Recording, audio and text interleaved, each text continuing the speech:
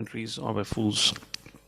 All Vedic literature agrees that Krishna is the source of Brahma, Shiva, and all other demigods. In the Atharva Ved, Gopala Tapani Upanishad, it is said, Yo Brahmana Vidadati Purvan Yo Vai Vedam Chagapyati Samah Krishna. It was Krishna who in the beginning instructed Brahma in Vedic knowledge and who disseminated Vedic knowledge in the past. Then again, the Narayana Upanishad says, Atha Purusho Havai Narayano Kamyata Praja Srajeti. Then the Supreme Personality Narayana desired to create living entities. The Upanishad continues, Narayanad Brahma Jayate, Narayanad Prajapati Prajayate, Narayanad Indra Jayate, Narayanad Astu Vasavo Jayante, Narayanad Ekadash Rudra Jayante, Narayanan Dvadashadityaha. From Narayan Brahma, from Narayan the patriarchs, from Narayan Indra, from Narayan the 8 Vasus are born, Narayan the 11 Rudras are born, from Narayan the 12 Adityas are born. This Narayan is an expansion of Krishna.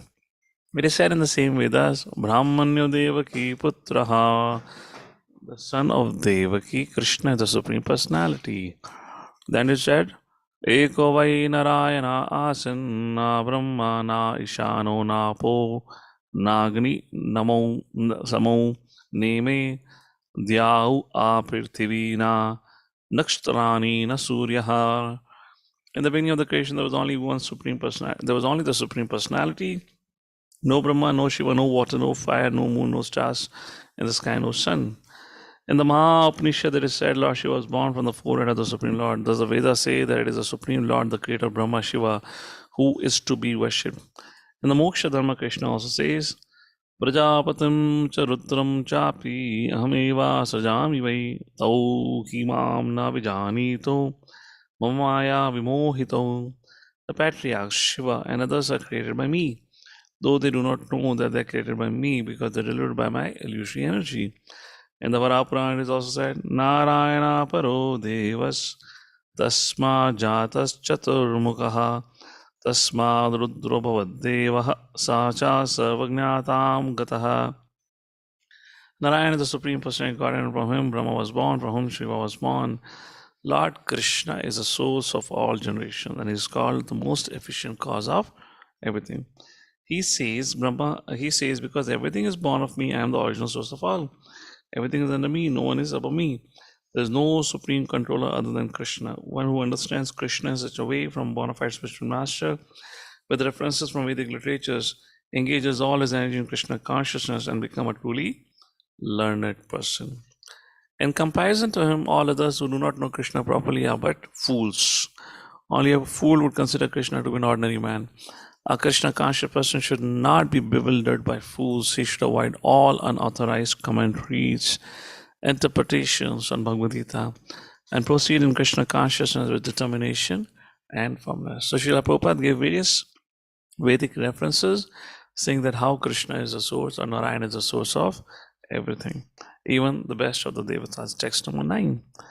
So, iti matva bhajante mam buddhabhava samarvita. The intelligent, they serve Lord. How do they serve Lord? Text number 9. Macchitta madgata prana bodhayanta parasparam katyantas cha mam nityam tushyanti cha ramanti cha. The thoughts of my pure devotees dwell in me. Their lives are fully devoted to my service, and they derive great satisfaction and bliss from always enlightening one another and conversing about me. The puppet. Anyone would like to read the puppet? Seva Parayan Prabhu. Would you like to volunteer to read? If you wish. Go ahead. Hare Krishna. Hare Krishna. Pure devotees, whose characteristics are mentioned here, engage themselves fully in the transcendental loving service of the Lord. Their minds cannot be diverted from the lotus feet of Krishna. Their talks are solely on on the transcendental subject. The symptoms of the pure devotee are described in this verse specifically. Devotee of the Supreme Lord are 24 hours daily engaged in glorifying the qualities and pastime of the Supreme Lord. Their hearts and soul are constantly submerged in Krishna, and they take pleasure in discussing him with other devotees. In the preliminary stage of devotional service, they relish the transcendental pleasure from the service itself, and in the mature stage, they are actually situated in love of God. Once situated in the transcendental position, they can relish the highest perfection which is exhibited by the Lord in his abode. Lord Chaitanya likens transcendental devotional service to the sowing of the seed in the heart of the living entity. They are innumerable living entities traveling throughout the different planets of the universe. And out of them, there are a few who are fortunate enough to meet a pure devotee and get the chance to understand devotional service. This devotional service is just like a seed, and if it is sown in the heart of a living entity, and if he goes on hearing and chanting Hare Krishna, Krishna Krishna, Hare Hare, Hare Rama, Rama Rama, Hare Hare, that seed fructifies, just as the seed of a tree fructifies with regular watering. The spiritual plant of devotional service gradually grows and grows until it penetrates the covering of the material universe and enters into the Brahma-Jyoti, effulgent in the spiritual sky. In the spiritual sky also, that plant grows more and more until it reaches the highest planet, which is called Goloka Vrindavana, the supreme planet of Krishna. Ultimately, the plant takes shelter under the lotus feet of Krishna and rests there. Gradually, as a plant grows fruits and flowers, the plant of devotional service also produces fruits, and the watering process in the form of chanting and hearing goes on. This plant of devotional service is fully described in the Chaitanya Charitamrita Madhya Lila chapter 19. It is explained there that when the complete plant takes shelter under the lotus feet of the Supreme Lord, one becomes fully absorbed in love of God. Then he cannot live even for a moment without being in contact with Supreme Lord, just as a fish cannot live without water.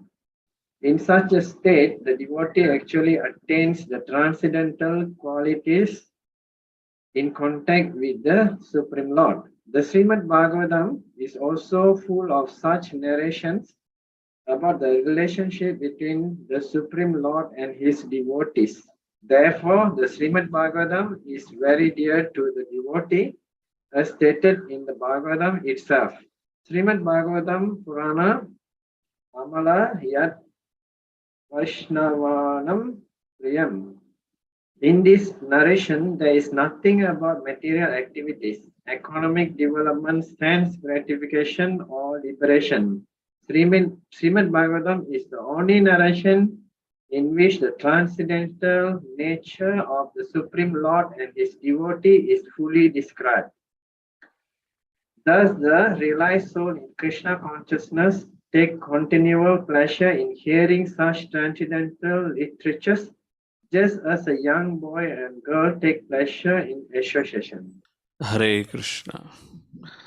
So, Srimad Bhagavatam Puranam Amalam Yad Vaishnavanam Priyam. So, devotees derive special pleasure in studying and hearing about Srimad Bhagavatam. That's how Srila Prabhupada concludes the purports like that. Now, text number 10.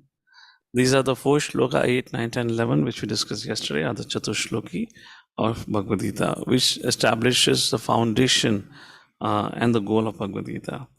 Text number 10. Tesham satata yuktanam bhajatam priti purvakam Rame buddhi yogam tam yena mam upayantite. So, what is Lord's reciprocation towards his devotees? Machata madgata prana bodhiyanta parasparam, like that. Those who engage in service of the Lord. Krishna says, 10th chapter, verse number 10, to those who are constantly devoted to serving me with love, I give them the understanding by which they can come back to me. All right, the puppets. Mother Anjana, your hand is up. You can go ahead and read. Hare Krishna. In this verse, Buddhi Yogam is very significant. We may remember that in the second chapter, the Lord, instructing Arjuna, said that he had spoken to him of many things and that he would instruct him in the way of Buddhi Yoga. Now, Buddhi Yoga is explained. Buddhi Yoga itself is action in Krishna consciousness, that is the highest intelligence. Buddhi means intelligence and yoga means mystic activities or mystic elevation.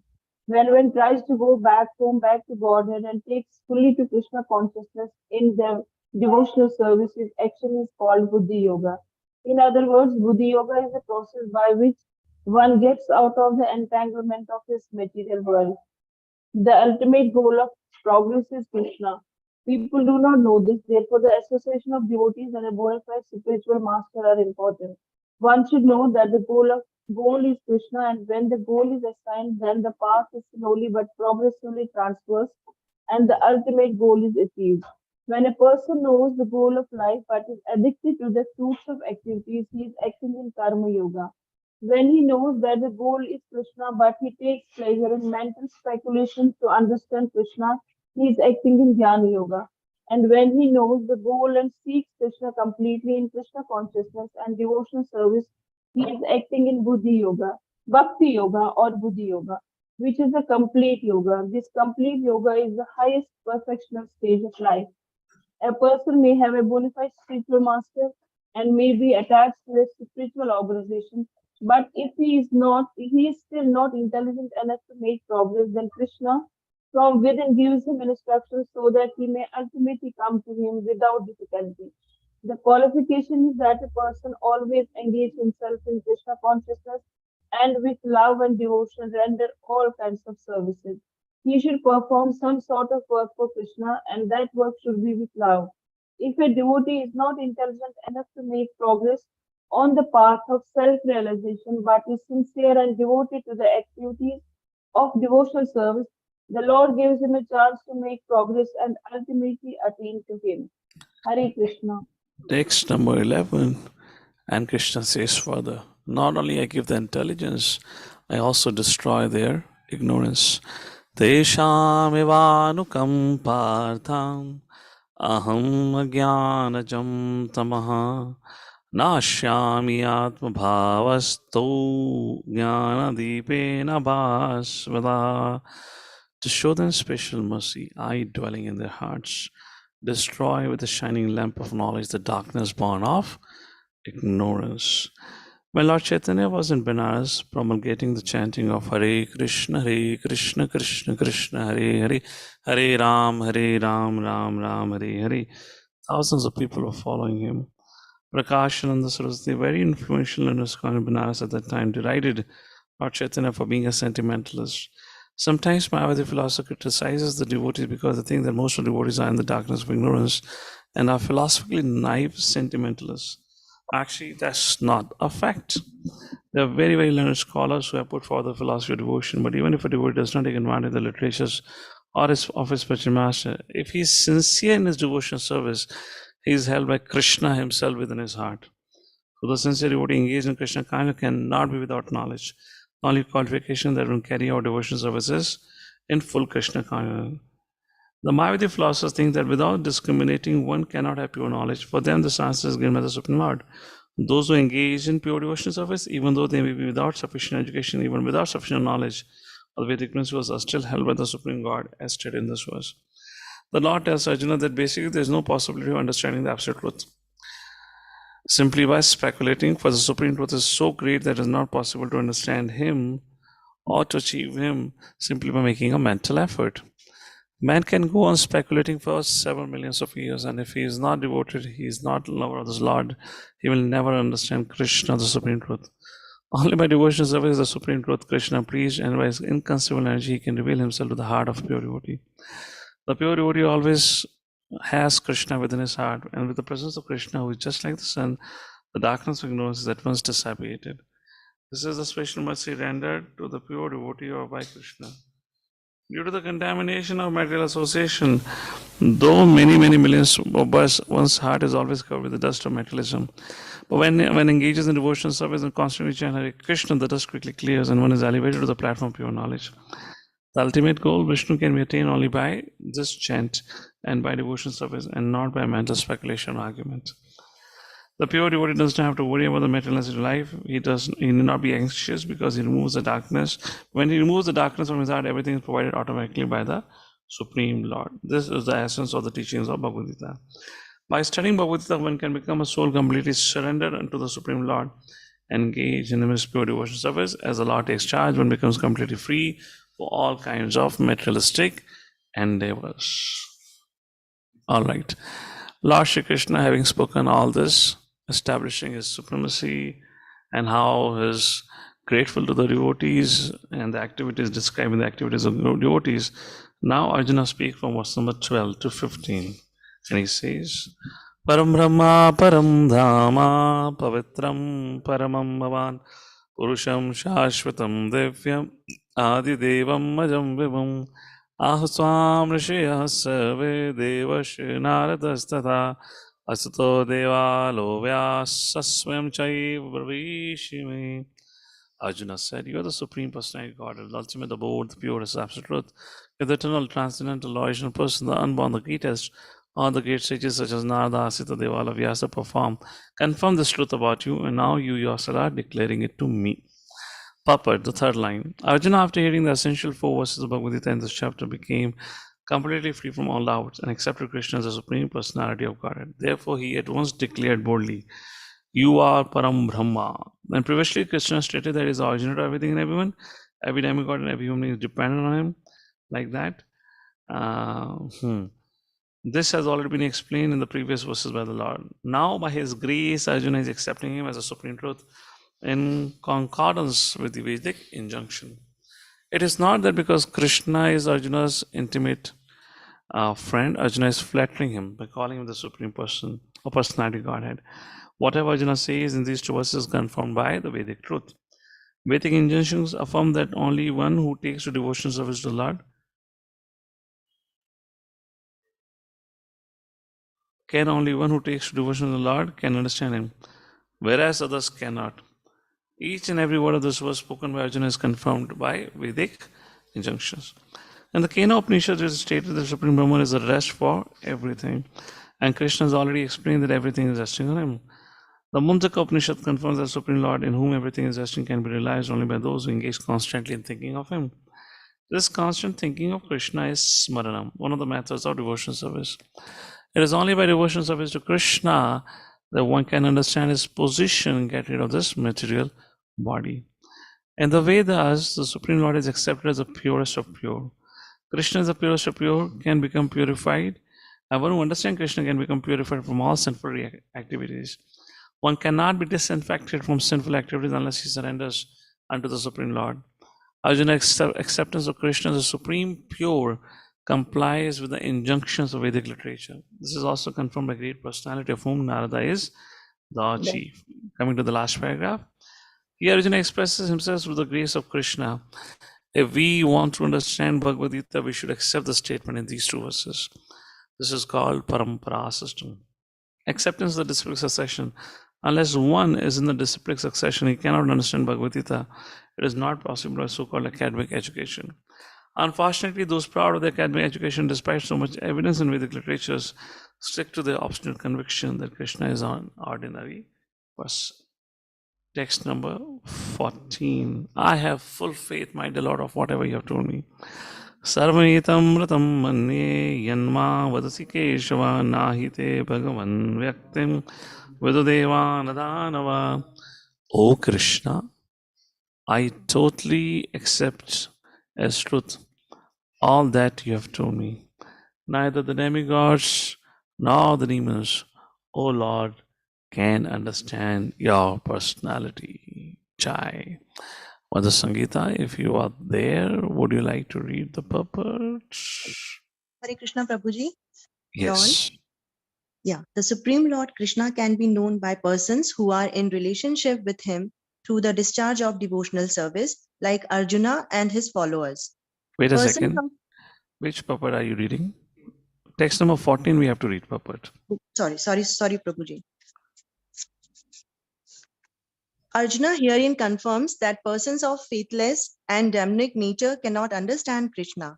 He is not known even by the demigods, so what to speak of the so-called scholars of this modern world. By the grace of the Supreme Lord, Arjuna has understood that the Supreme Truth is Krishna and that he is the perfect one. One should therefore follow the path of Arjuna. He received the authority of Bhagavad Gita as described in the 4th chapter. The Parampara system of disciplinic succession for the understanding of Bhagavad Gita was lost, and therefore Krishna re-established that disciplinic succession with Arjuna because he considered Arjuna his intimate friend and a great devotee. Therefore, as stated in our introduction to Gita Upanishad, Bhagavad Gita should be understood in the Parampara system. When the Parampara system was lost, Arjuna was selected to rejuvenate it. The acceptance by Arjuna of all that Krishna says that he emulated, then we can understand the essence of Bhagavad Gita, and then only can we understand that Krishna is the supreme personality of Godhead. Hare Krishna. So acceptance by Arjuna of all that Krishna has said should be emulated, which means should be followed by us. Only then we can understand the essence of Bhagavad Gita. Wherein Prabhupada is making a very important point that many people, even if they say, yes, we believe Krishna is the Supreme Personality of Godhead, yet they say, well, I'm agreeable to this, what Krishna says here, but I'm not agreeable to what Krishna says here. I accept this, but I don't accept that. Like that. So that's the point Prabhupada is saying. No, you have to accept everything in full entirety. You can't just say, oh, accept this, reject this means what? What I like, I accept. What I don't like, I reject. What I understand, I accept. What I don't understand, I reject. No, that's not the point here. Text number 15, the realization of Arjuna. Swayam evatmanatmanam vetha tvam purushottama bhuta bhavana bhutesha deva deva jagatpate. Indeed, you alone know yourself by your own internal potency. You are Supreme Person, origin of all, Lord of all beings, God of gods, Lord of the universe. So, Papa, the Supreme Lord Krishna can be known by persons who are in relationship with him through the discharge of devotion service, like Arjuna and his followers. Mental speculators they just take a person away from Krishna consciousness and cannot know. Therefore, Prabhupada says we should be careful of reading their commentaries. Bhagavad Gita is a statement of Krishna. Since it is a science of Krishna, it should be understood from Krishna as Arjuna understood it. It should not be received from atheistic person. Srimad Bhagavatam says, Vadanti tattva vidas tattvam yajnanam advayam brahmeti brahmatmeti bhavaniti shabdyate. So here in the purport explain about there are 3 levels of realization, whereas God realization, Bhagwan realization is the highest. Reading after a few lines. Sometimes the impersonalists accept Krishna as Bhagwan or they accept his authority. Yet many liberated persons cannot understand Krishna as Purushottama. Therefore, Arjuna addresses him as Purushottama. Yet one still may not understand Krishna as the father of all living entities. Therefore, Arjuna addresses him as Bhuta Bhavana. And if one comes to know him as the father of all living entities, still one may not know him as the supreme controller. Therefore, he is addressed as Bhutisha or Bhutisha, the supreme controller of human. And even if one knows Krishna as the supreme controller of living entities, still one may not know that he is the origin of all the demigod. Therefore, he is addressed as Devadev. And even if one knows him as a worshipful God of all living, one may not know him that he is the supreme proprietor of everything. Therefore, he is addressed as Jagatpati. Thus, the truth about Krishna is established in this verse by the realization of Arjuna, and we should follow in the footsteps of Arjuna to understand Krishna as he is. So, what he says, Krishna is Purushottama Bhuta Bhavana Purushottama, the best. Bhuta Bhavana, the origin of all. Bhutesha, the controller of everything. And Devadev, the Lord of Devtas. Jagatpate, the Lord of the entire universe. Jagatpate, Jagannath, same thing. Text number 16. Now there's a little bit of change of track. Now Arjuna, after acknowledging what Krishna said and agreeing and rather announcing that you are the Supreme Person Godhead, now Arjuna expresses his desire. Vaktamarhasi sheshena divya hi atma vibhutaya yabe vibhutibhe loka imam samvyapyate hasi. So we are reading from Tishtasi, sorry. Vyapya Tishtasi. We are reading from text number 16. Please tell me in detail of your divine opulences by which you pervade all these worlds. Mother Induleka, Mother Induradhika, sorry. Go ahead. Hare Krishna Prabhu. In this verse, it appears that Arjuna is already satisfied with his understanding of the Supreme Personality of Godhead Krishna.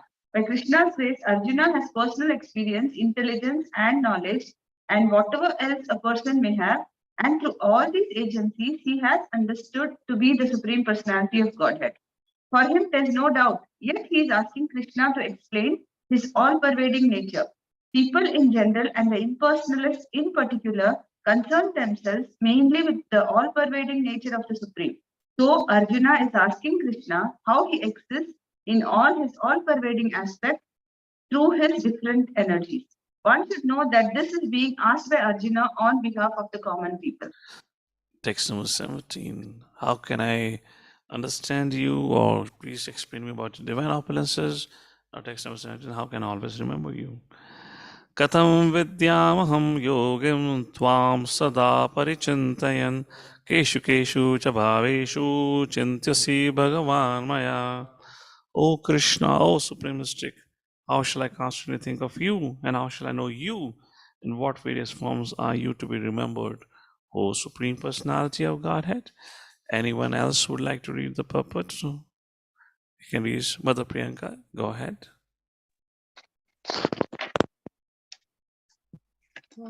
Purport by Srila Prabhupada ki jai.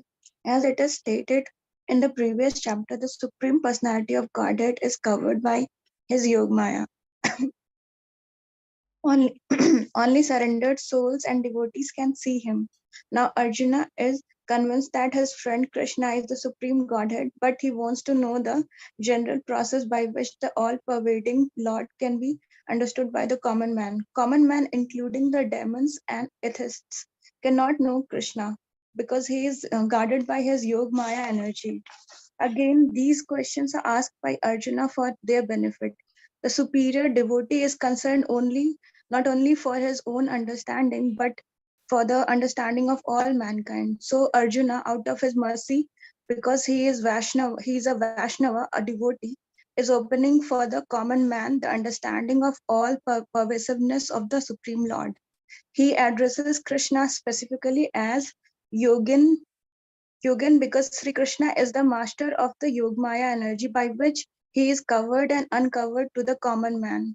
The common man who has no love for Krishna cannot always think of Krishna, therefore he has to think materially. Arjuna is considering the mode of thinking of materialistic persons of this world. The word Keshu Chabhavesu refers to the material nature. Because materialistics cannot understand Krishna spiritually, they are advised to concentrate the mind on physical things and try to see how Krishna is manifested by physical representation. Hare Krishna, Prabhuji.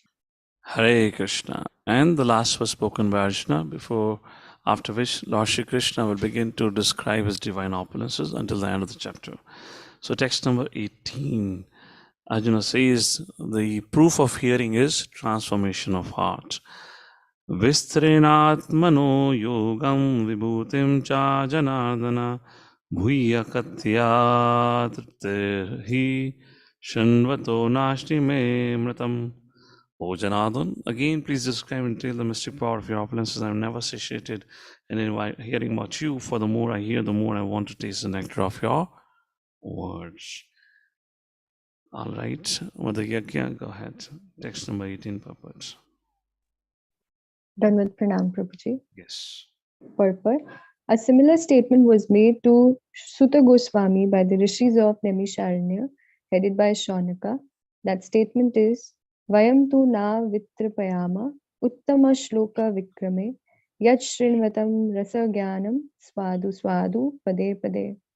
One can never be satiated, even though one continuously hears the transcendental pastimes of Krishna, who is glorified by excellent prayers. Those who have entered into a transcendental relationship with Krishna relish at every step the descriptions of the pastimes of the Lord. Srimad Bhagavatam 1.1.19. Thus, Arjuna is interested in hearing about Krishna and specifically how he remains as the all-pervading Supreme Lord. Now, as far as Amritam, nectar is concerned, any narration or statement concerning Krishna is just like nectar, and this nectar can be perceived by practical experience. Modern stories, fiction, and histories are different from the transcendental pastimes of the Lord in that one will tire of hearing mundane stories, but one never tires of hearing about Krishna. It is for this reason only that the history of the whole universe is replete with references to the pastimes of the incarnations of Godhead. The Puranas are histories of bygone ages that relate the pastimes of the various incarnations of the Lord. In this way, the reading matter remains forever fresh despite repeated readings. Hare Srila Prabhupada Krishna. ki jai. From now, text number 19 to text number effectively until 39. Yeah.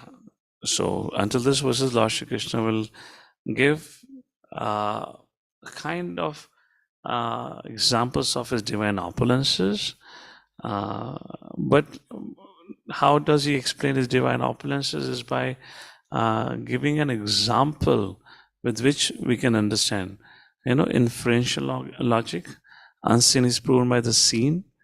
So when we read this section, you have to understand that Krishna was speaking to Arjuna 5,000 years ago, when Indra was known as the king of the Devtas. So when Krishna says, I am the king of the Devtas, then Arjuna could immediately understand that he is the Ishwar of all the Devtas. So from that historical context, the subject matter has to be understood. Otherwise, you'll think, what is this?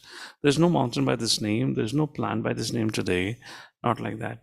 So like this, Lord Shri Krishna will speak, and at the end of the chapter, Krishna says, Arjuna, what is the use of all this? Because this is nothing but a figment of all my opulences.